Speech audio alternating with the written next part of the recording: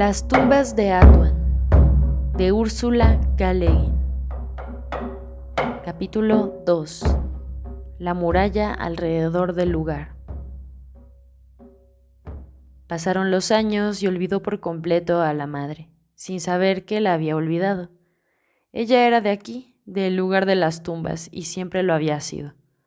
Solo en las largas tardes de julio, contemplando las montañas del oeste, áridas y leonadas por los reflejos posteros del crepúsculo, recordaba a veces un refugio encendido en un hogar, en tiempos lejanos, que ardía con la misma luz clara y amarilla. Y a la vez tenía entonces un vago recuerdo de brazos que le estrechaban, un recuerdo extraño, pues aquí casi nunca la tocaban siquiera, y el recuerdo de un olor agradable, la fragancia de unos cabellos recién lavados y enjuagados con agua de salvia, de unos cabellos largos y rubios, del mismo color que el ocaso y la lumbre del hogar. Eso era cuanto le quedaba. Ella sabía mucho más, por supuesto, pero solo porque le habían contado toda la historia. Cuando tenía 7 u 8 años y empezó a preguntarse por primera vez quién era en realidad esa persona a quien llamaban Arja, buscó al guardián, el eunuco Manan, y le dijo: «Cuéntame cómo me eligieron, Manan». «Tú ya sabes todo eso, pequeña». Y en verdad lo sabía. Thar, la alta sacerdotisa de voz seca, se lo había contado una y otra vez hasta que la pequeña aprendió las palabras de memoria y las recitó. «Sí, lo sé». A la muerte de la sacerdotisa única de las tumbas de Atuan, en el curso de un mes, según el calendario de la luna, se celebran las ceremonias funerarias y de purificación. Más tarde, ciertas sacerdotisas y ciertos guardianes del lugar de las tumbas se ponen en camino, cruzan el desierto y recorren las ciudades y aldeas de Atuan buscando e indagando. Buscan una niña que haya nacido la misma noche en que murió la sacerdotisa. Cuando la encuentran, observan y aguardan. La niña ha de ser sana de cuerpo y de espíritu, y mientras crece no ha de tener raquitismo, ni viruela, ni ninguna deformidad, ni quedarse ciega. Si llega intacta a la edad de 5 años, se reconoce entonces que el cuerpo de la niña es en verdad el nuevo cuerpo de la sacerdotisa muerta. Y la niña es presentada al dios rey de Awap y traída aquí, a este templo, e instruida durante un año, y al término de ese año es conducida al palacio del trono, y el nombre de la niña es restituido a quienes son sus amos, los sin nombre, porque ella es la sin nombre, la sacerdotisa siempre renacida. Esa era, palabra por palabra, la historia que Thar le había contado, sin que ella nunca se atreviera a pedir una palabra más. La enjuta sacerdotisa no era cruel, pero era fría de carácter y vivía bajo una ley de hierro, y Arja la temía y respetaba. Amam, en cambio, no la temía ni lo respetaba, todo lo contrario, y le ordenaba a menudo: «A ver, cuéntame cómo me eligieron». Y Manan volvía a contárselo. Partimos de aquí hacia el norte y el oeste, el tercer día de la luna creciente, porque la que fue Arja había muerto el tercer día de la luna anterior, y ante todo fuimos a Tenakba, que es una gran ciudad, aunque quienes han visto las dos dicen que comparada con Awat parece una pulga al lado de una vaca. Pero para mí es bien grande. Más de 1000 casas ha de haber en Tenakba, y luego fuimos a Gar. Pero en esas ciudades no había nacido ninguna niña al tercer día de la luna del mes anterior. Algunos habían tenido hijos varones, pero los varones no sirven. De modo que entramos en la región montañosa del norte de Gar y fuimos a las aldeas y ciudades. Esa es mi tierra. Allí nací yo, en esas montañas donde corren los ríos y la tierra es verde, no en este desierto. La voz ronca de Manan tenía un tono extraño cuando lo decía, ocultando los ojos pequeños bajo los párpados. Callaba un momento y luego continuaba. Así que buscamos a todos los padres de criaturas nacidas en los últimos meses y hablamos con ellos, y algunos nos mentían. «Oh, sí, seguro que nuestra hija nació el tercer día de la luna, porque para la gente pobre, ¿sabes? A veces es una suerte desembarazarse de las niñas recién nacidas». y había otros que eran tan pobres y que vivían en los valles en chozas tan solitarias que no llevaban cuenta de los días y apenas sabían medir el paso del tiempo, de modo que eran incapaces de decir a ciencia cierta qué edad tenían los niños. Pero nosotros siempre descubríamos la verdad, indagando e indagando. Fue una busca larga y lenta. Por fin encontramos una niña en una aldea de 10 casas, en los valles de huertos que hay al oeste de Entat. 8 meses tenía la pequeña, tantos como había durado nuestra búsqueda, pero había nacido la noche en que muriera la sacerdotisa de las tumbas y dentro de la misma hora, y era una hermosa criatura que se empinaba en el regazo de la madre y con ojos brillantes nos miraba a todos, apiñados en la única habitación de la casa como murciélago en una cueva. El padre era pobre, cuidaba los manzanos del huerto del hombre rico y no poseía más fortuna que sus 5 hijos y una cabra.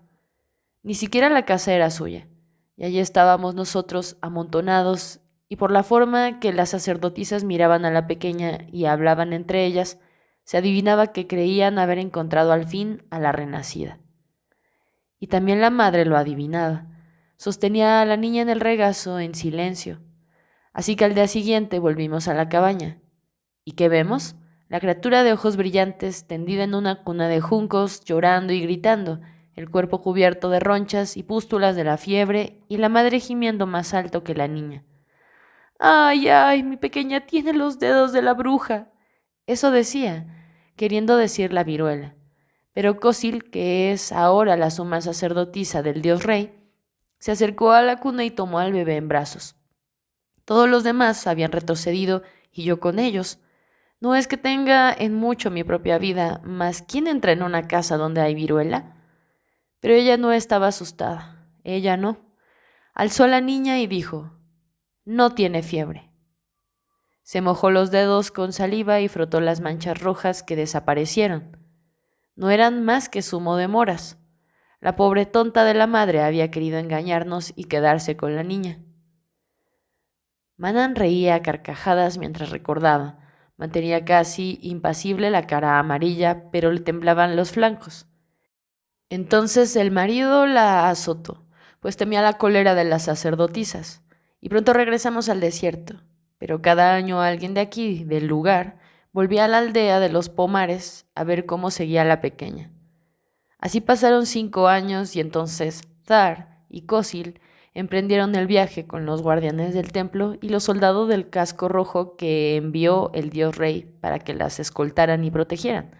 Y trajeron a la niña porque era en verdad la sacerdotisa de las tumbas reencarnada y tenía que estar aquí. ¿Y quién era esa niña, pequeña? Yo, respondió Arja, mirando a lo lejos como pendiente de algo que no alcanzaba a ver, algo que había desaparecido.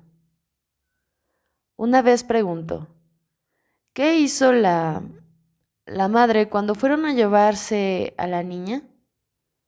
Pero Manan no lo sabía, no había acompañado a las sacerdotisas en aquel último viaje. Y ella no lo recordaba. ¿Para qué servía recordar? Todo aquello había desaparecido para siempre. Había llegado al lugar indicado. De todo el mundo ella solo conocía un lugar, el lugar de las tumbas de Atuán. El primer año había dormido en el gran dormitorio con las otras novicias niñas entre 4 y 14 años. En ese entonces ya había elegido a Manan entre los 10 guardianes para que cuidara de ella, y el camastro estaba instalado en una alcoba algo separada del gran dormitorio con vigas bajas de la casa grande, donde las otras niñas cuchicheaban entre risas ahogadas antes de dormirse y bostezaban mientras se trenzaban unas a otras los cabellos a la luz gris de la mañana.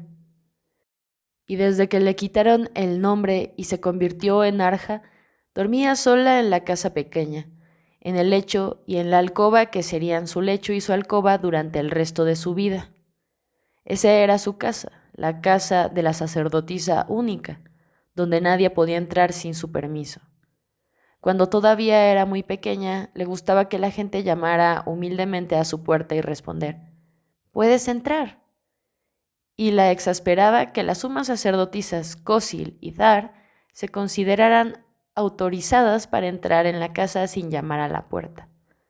Pasaban los días y pasaban los años siempre iguales. Las niñas del lugar de las tumbas ocupaban las horas del día con tareas y disciplinas. Nunca se entretenían con juegos. No había tiempo para jugar. Aprendían las danzas sagradas y los cantos sagrados, las historias de los países cargos y los misterios de los distintos dioses a quienes estaban dedicadas. El dios rey que reinaba en Awat, o los hermanos gemelos Atwa y Ulua.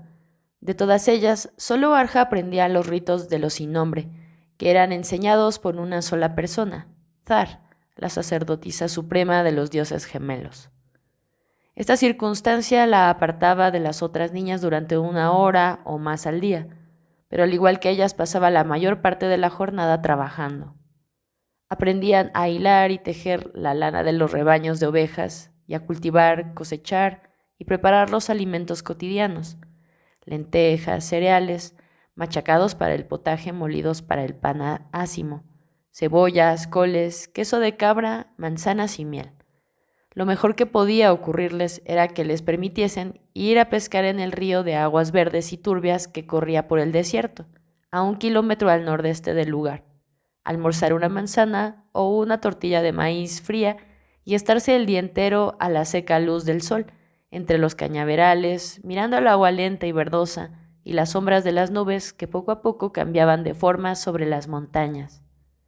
Pero si alguna de ellas chillaba de entusiasmo, cuando el sedal se estiraba y sacaban un pez brillante y plano que saltaba en la orilla, ahogándose en el aire, Mebet silbaba como una víbora. ¡Silencio, loba escandalosa! Mebet, una de las servidoras del templo del dios rey, era morena y todavía joven, pero dura y cenante como la obsidiana. La pesca era su pasión. Había que llevarse bien con ella y no hacer el menor ruido, o de lo contrario no las llevaría otra vez de pesca. Y en ese caso ya no volvían nunca al río, excepto para buscar agua en el verano cuando se secaban los pozos. Era una faena pesada recorrer aquel kilómetro hasta el río, bajo un cielo calcinante, llenar los 2 cubos colgados de la pértiga y regresar cuesta arriba al lugar lo antes posible. Los primeros 100 metros eran poca cosa, pero luego los cubos pesaban cada vez más y la pértiga quemaba los hombros como una barra de hierro al rojo, y la luz era enceguecedora en el reseco camino, y cada paso más penoso y más lento. Al fin llegaban a la fresca sombra del patio trasero de la casa grande junto a la huerta y volcaban estrepitosamente los cubos en la cisterna grande. Luego había que rehacer el camino y repetir la operación una y otra vez. Dentro del recinto del lugar, este era el único nombre que tenía y necesitaba porque era el más antiguo y el más sagrado de todos los lugares en los 4 países del Imperio Cargo. Habitaban unas 200 personas y habían muchos edificios. 3 templos, la casa grande y la casa pequeña, la vivienda de los guardianes eunucos y fuera del recinto muy cerca de las murallas, las barracas de los guardias y las cabañas de los esclavos, los almacenes de víveres y los corrales de las cabras y las ovejas, además de las construcciones de la granja. De lejos, desde lo alto de las áridas colinas del poniente, cuya única vegetación eran plantas de salvia, matas de hierbajos escuálidos, hierbas del desierto y maleza baja, parecía una pequeña ciudad, y aún desde muy lejos, desde las llanuras orientales, alcanzaban a verse el techo de oro del templo de los dioses gemelos, que centellaba y refulgía al pie de las montañas como una hojuela de mica en un saliente rocoso. El templo mismo era un cubo de piedra enlucido de blanco, sin ventanas, con un pórtico y una puerta. Más ostentoso y varios siglos más modernos era el templo del dios rey, situado un poco más abajo en la montaña, con un pórtico alto y una hilera de gruesas columnas blancas de capiteles de color. Cada una de ellas era un macizo tronco de cedro, transportado en barco desde Hur a Artur, la región de los bosques, y arrastrado por las yermas llanuras hasta el lugar mediante el esfuerzo conjunto de 20 esclavos. Solo después de haber visto el techo de oro y las luminosas columnas, Distinguiría el viajero que se acercara desde el este el más antiguo de aquellos templos, encaramado a mayor altura en la colina del lugar, dominando el conjunto, leonado y ruinoso como el desierto mismo, el inmenso y aplastado palacio del trono, de muros remendados y una achatada cúpula en ruinas. Detrás del palacio y rodeando la cima de la loma, corría un muro de piedra construido sin argamasa y derruido en parte.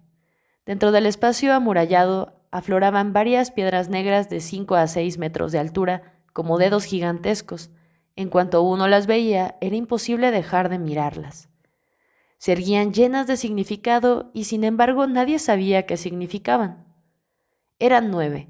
Una se mantenía vertical, las otras más o menos inclinadas, y 2 se habían caído. Todas estaban cubiertas de un liquen gris y anaranjado como salpicadas de pintura, menos una desnuda y negra que brillaba levemente. Esta era lisa al tacto, pero las otras, bajo la costra del liquen, se veían, o mejor se palpaban, unos grabados imprecisos, figuras o signos. Aquellas 9 piedras eran las tumbas de Atuán. Se decía que estaban allí desde los tiempos de los primeros hombres, desde la creación de Terramar. Habían sido colocadas allí en medio de las tinieblas cuando las tierras se alzaron desde las profundidades del océano. Eran mucho más antiguas que los dioses de Karga, más antiguas que los dioses gemelos, más antiguas que la luz. Eran las tumbas de quienes gobernaban antes de que hubiera un mundo humano, las tumbas de quienes no tenían nombre, y aquella que los servía tampoco tenía nombre. Arja no iba a menudo a visitarlas, y ninguna otra criatura ponía jamás el pie en la cumbre de la colina, dentro de la muralla de piedra que había detrás del palacio del trono. 2 veces al año en el plenilunio, más cercano a los equinoccios de otoño y primavera, se hacía un sacrificio delante del trono, y Arja salía entonces por la baja puerta trasera del palacio, llevando un gran cáliz de cobre lleno de la humeante sangre de un macho cabrío. De esa sangre tenía que verter la mitad al pie de la lápida negra vertical y la otra mitad sobre la de lápidas caídas, incrustadas de tierra pedregosa y manchadas por siglos de ofrendas de sangre. A veces ella se paseaba al amanecer entre las piedras, tratando de descifrar los borrosos salientes e incisiones de los grabados, que parecían cobrar mayor relieve a la luz rasante. O se sentaba a contemplar las altas montañas del poniente y los techos y muros del lugar, y observaba los primeros signos de actividad en la casa grande y en el cuartel de los guardias, y los rebaños de ovejas y cabras que iban hacia los pastos ralos junto al río. Nunca había nada que hacer entre las piedras. Si iba era porque se lo permitían y ahí estaba sola. Era un paraje lúgubre y desierto. Aún en el ardor del mediodía estival soplaba siempre un hálito frío. A veces el viento silbaba entre las 2 piedras más próximas, inclinadas la una hacia la otra como si estuviesen contándose secretos, pero no se contaba ningún secreto.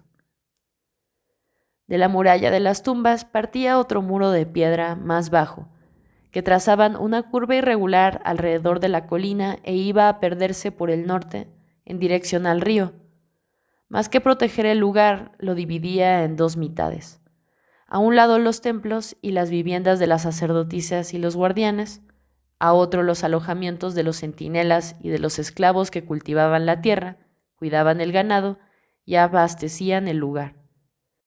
Ninguno de esos hombres cruzaba jamás la empalizada, salvo los guardias que en ciertas festividades muy sagradas, acompañados por tamborileros y trompeteros, formaban el séquito de la procesión de las sacerdotisas, pero nunca entraban en los pórticos de los templos, y ningún otro hombre posaba jamás los pies en el recinto del lugar. En otras épocas hubo peregrinaciones, reyes y capitanes que llegaban de los 4 países a prosternarse allí, y el primer dios rey, hacia siglo y medio, había venido a encabezar los ritos de su propio templo, mas ni siquiera él había penetrado en el recinto de las piedras sepulcrales, y había tenido que comer y dormir en los extramuros del lugar. La muralla era fácil de escalar metiendo los dedos en las hendiduras. La devorada y una muchachita llamada Penta estaban sentadas en la cresta de la muralla una tarde a finales de la primavera. Las dos tenían 12 años. Se suponía que estaban entonces en la tejeduría de la casa grande, un enorme desván de piedra. Se suponía que estaban trabajando con los grandes telares, doblados siempre bajo el peso de la deslustrada lana negra, tejiendo la tela negra de las túnicas. Habían escapado a hurtadillas, a beber en la fuente del patio, y de pronto Arja había dicho, «¡Ven!», y había conducido a la otra niña por la falda de la colina, dando un rodeo para que no las vieran desde la casa grande hasta llegar a la muralla.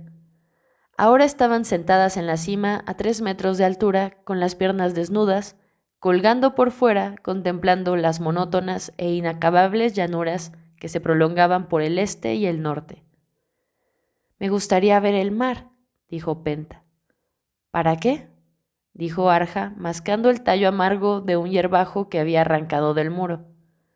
En la tierra árida la floración había acabado. Todas las florecillas del desierto, amarillas, rosadas y blancas, y de vida efímera, estaban a punto de dispersar las semillas al viento en diminutos penachos y parasoles de cenizas blanquecinas, dejando caer las ganchudas, ingeniosas cápsulas. Bajo los manzanos el suelo del huerto era un movimiento de capullos rotos, blancos y rosados. Las ramas eran verdes, los únicos árboles verdes en muchas millas a la redonda. Todo lo demás, de horizonte a horizonte, tenía el color mortecino y leonado del desierto, excepto las montañas que las primeras flores de la salvia teñían de azul plateado. «No sé para qué, me gustaría ver algo diferente. Aquí todo es siempre igual, nunca pasa nada». «Todo cuanto pasa en otras partes comienza aquí», dijo Arja. «Ya lo sé, pero me gustaría ver cómo pasa algo de todo eso». Penta sonrió. Era una niña dulce, de aire sosegado. Se rascó las plantas de los pies desnudos contra las rocas calentadas por el sol y prosiguió al cabo de un momento.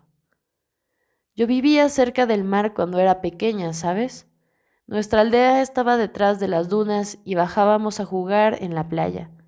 Una vez, recuerdo, vimos pasar una flota de navíos a lo lejos, en alta mar. Corrimos a contarlo en la aldea y todos fueron a ver. Los barcos parecían dragones de alas rojas. Algunos tenían cuellos de verdad, con cabezas de dragón.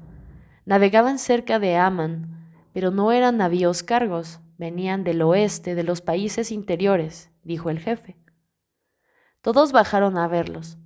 Yo creo que tenía miedo de que desembarcaran, pero pasaron de largo y nadie supo a dónde iban. Tal vez a hacer la guerra en Caregoat. Pero ¿te das cuenta? Venían en realidad de la isla de los hechiceros, donde la gente es de color de la tierra, y cualquiera puede echarte un sortilegio con tanta facilidad como si te guiñaran un ojo. «A mí no», dijo Arja con desdén. «Yo ni siquiera los miraría. Son hechiceros viles y despreciables. ¿Cómo se atreven a navegar tan cerca de la tierra sagrada?»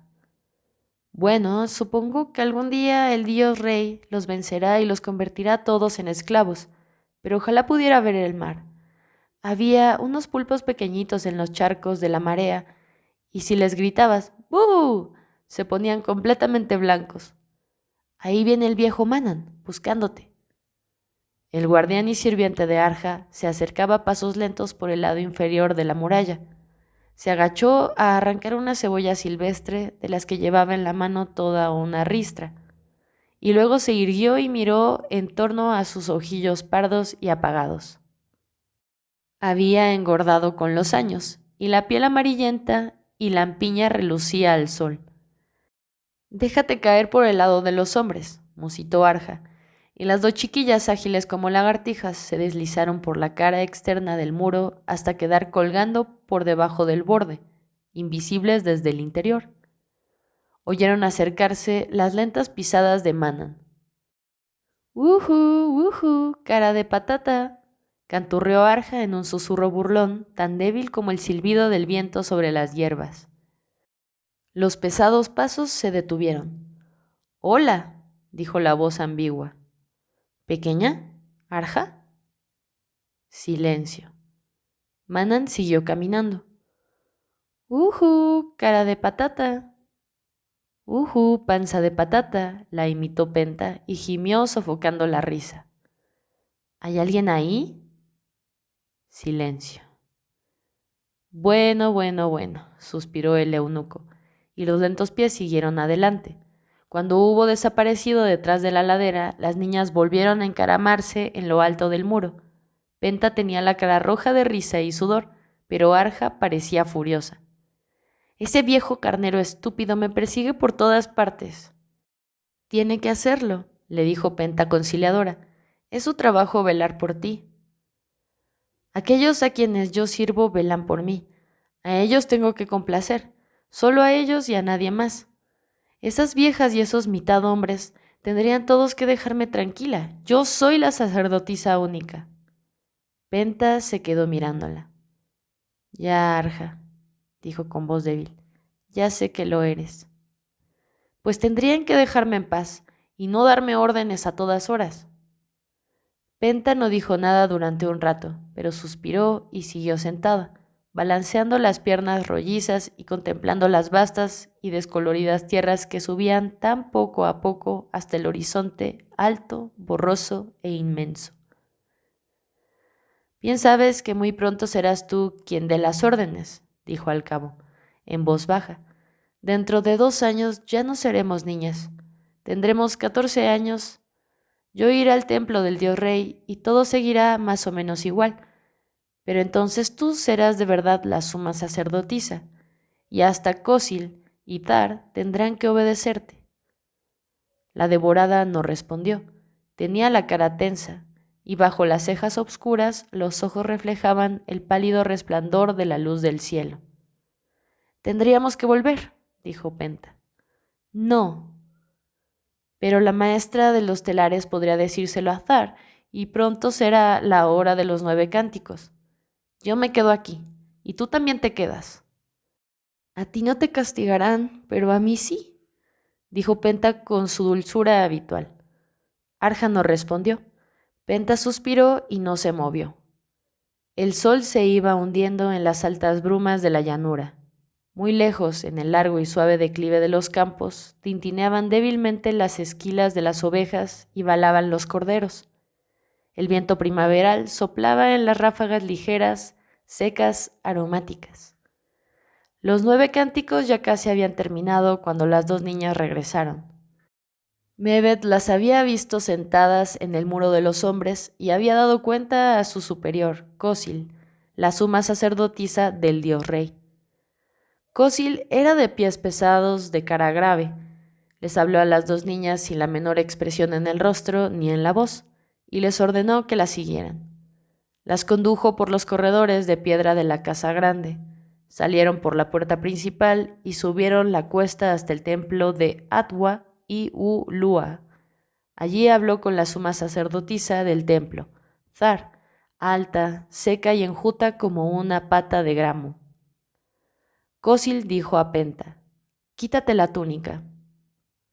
Azotó a la niña con unas de varas de caña que la lastimaron la piel. Penta soportó el castigo con paciencia y lágrimas silenciosas. La enviaron de vuelta a la tejeduría sin cenar, y el día siguiente también lo pasaría en ayunas. «Si volvemos a encontrarte otra vez encaramada en el muro de los hombres», dijo Cosil, «te sucederán cosas mucho peores que esta. ¿Has entendido, Penta?» La voz de Cosil era suave, pero no bondadosa. Penta dijo: «Sí», y echó a correr, encogiéndose y retorciéndose de dolor cuando la tela áspera de la túnica le rozaba las llagas de la espalda. Arja había presenciado el castigo de pie junto a Thar. Ahora observaba cómo Cosil limpiaba las cañas del látigo. Thar le dijo: «No es propio de ti que se te vea trepando y correteando con las otras niñas. Tú eres Arja». Malhumorada y hosca, Arja no respondió. «Es mejor que solo hagas lo que tienes que hacer. Tú eres Arja».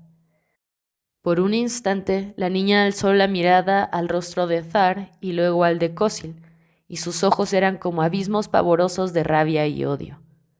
Pero la enjuta sacerdotisa no se inmutó. Insistió por el contrario, inclinándose hacia adelante y diciendo casi en un susurro: «Tú eres Sarja. No queda nada. Todo lo demás ha sido devorado». «Todo ha sido devorado», repitió entonces la niña, como lo había repetido todos los días desde que tenía 6 años. Thar inclinó levemente la cabeza y también Cosil mientras apartaban el látigo. La niña no la saludó, dio media vuelta y se alejó con aire sumiso. Después de cenar patatas y cebollas tiernas, consumidas en silencio en el estrecho y sombrío refectorio, después de cantar los himnos vespertinos y de poner sobre las puertas las palabras sagradas, y después del breve ritual del inefable, las tareas del día habían concluido. Ahora las niñas podían subir al dormitorio y jugar con varillas y dados mientras durase encendida la única vela de junco, y cuchichear de cama a cama en la oscuridad. Como todas las noches, Arja se encaminó por los patios y rampas del lugar hacia la casa pequeña donde dormía sola. La brisa nocturna era apacible. Las estrellas de primavera brillaban apretadas como las margaritas en los prados, como el centelleo de luz sobre el mar en abril. Pero ella no tenía recuerdos de prados ni de mares. No alzó los ojos. «Hola, pequeña». «Manan», dijo la niña indiferente. La gran sombra se le acercó arrastrando los pies. La cabezota calva reflejaba la luz de las estrellas. «¿Te han castigado?» «A mí no pueden castigarme». «No, claro que no. Ellas no pueden castigarme, no se atreven». Manan continuaba de pie, desdibujado y voluminoso, con las grandes manos caídas a los lados. Arja sentía el olor a cebollas silvestres, a sudor y salvia que despedían las ropas del hombre, negras y raídas, desgarradas en los bajos y demasiado cortas para él. «No pueden tocarme, yo soy Arja», dijo la niña con una voz estridente y salvaje, y se echó a llorar. Las manos grandes y expectantes se alzaron y la atrajeron, la estrecharon con ternura, le acariciaron los cabellos trenzados. «Bueno, bueno, pequeño panal de miel, mi pequeña». Ella oía un murmullo ronco muy dentro del amplio pecho de Manan y lo abrazó.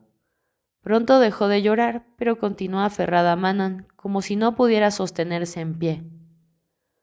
«Pobre pequeña», murmuró él, y alzando a la niña la llevó hasta el portal de la casa donde dormía sola y la puso en el suelo. «¿Te encuentras bien ahora, pequeña?» Ella asintió en silencio, se apañó de él y entró en la casa oscura.